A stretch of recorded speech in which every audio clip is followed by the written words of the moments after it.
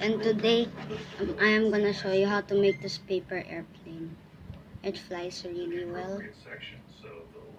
Yeah. This part is optional. Before takeoff, you should load this part, the back part, like that. And then just throw it and it will fly far away. Just don't mind the background noise. Here. First step is get A4 paper size. Yeah. Or just a normal paper. Then fold it in half. Flatten the line nicely. But it should be aligned. This is sort of the master view that all these other views are dependent on.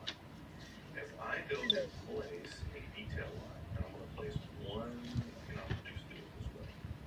I'm going to place one big strange detail line that goes through all these different sectors.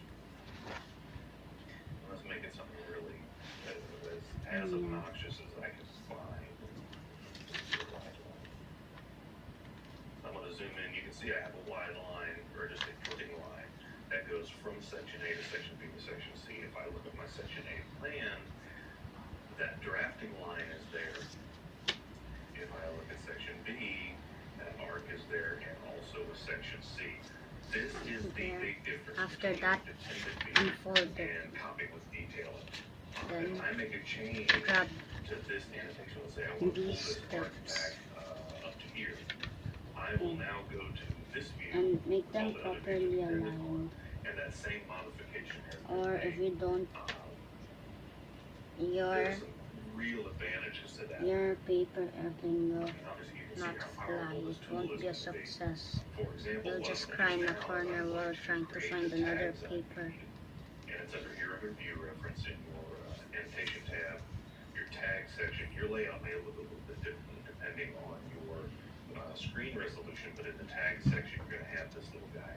I'd love to be able to zoom in, but you just see it looks like a tag with a little bitty box under it. Here's a little drop down. What the drop down looks like. This tag is specifically set to use for hatch lines.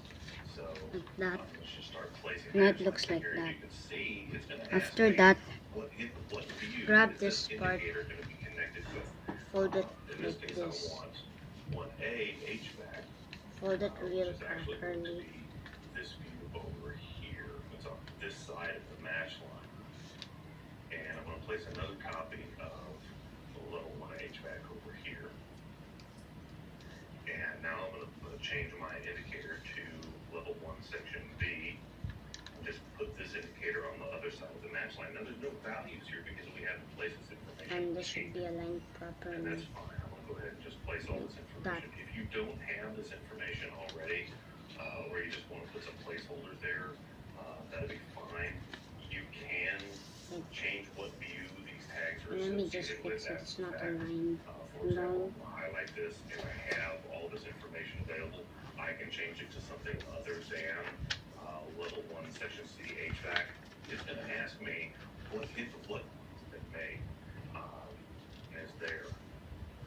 If I look at section B, that will give the operator to place these objects in the same position sheet to sheet. So it really does, it looks like it all matches out. Now here's one of the neat things I want to show you guys. I'm going to go to my annotate tab, and you can see here, it is now a square. It looks like the Philippines flag when you do this. If I go and place a detail line, I'm going to place one, I'm going to place one big strange detail line that goes through all these different sectors. After that, let's make it something really. This is very important for the paper plane. Grab this tip over here. This tip. And just don't mind the background noise. From section A to section B to section C. If I look at my section A plan, that drafting line is there. If I look at section B, that arc is there, and also section C. This is the big difference between a dependent view and copy with detailing. If I make a change to this annotation, let's say I want to pull this arc back up to here, I will now go to this view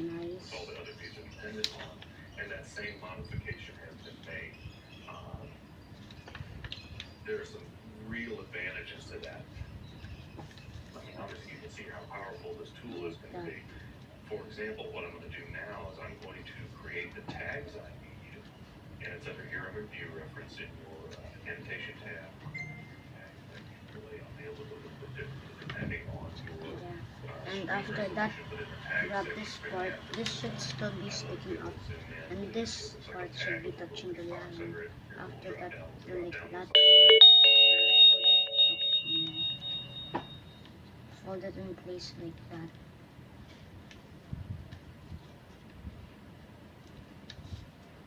After that, flip it and then like this.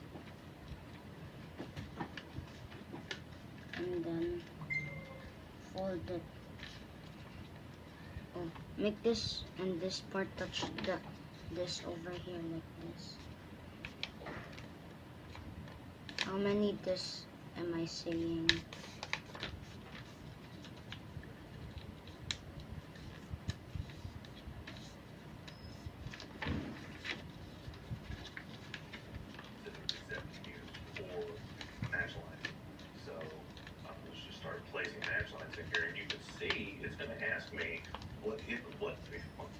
The view request or the editing request is sent to do.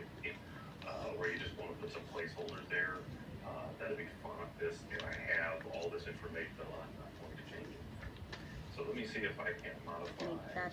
And after that, still says my you are done. our editing request is still checked. Nice looking plain. Let's see if I can check that. Yeah, see, it's not letting me do it, but that's what I. Make sure it's all straight. Request or the editing request is set to do. The reason I'm doing this, I'm trying to do this at the view template level. And if you want it to look like this, you have to grab a scissor. Now, on this plan here, Like that.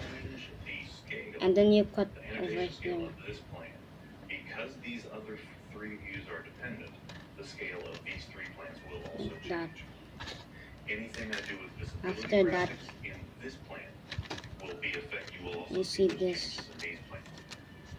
Push it upward like that. Annotation scale, anything in this plan, it will not make a difference here or in any of the sector plans. Or So hopefully I'll be able to if you don't to, know how to do that, make modifications to view just templates. do like that. This Pull section this plan up will start to become, it will become an 8-inch and then put put it Other than back. that, this There. exercise is done.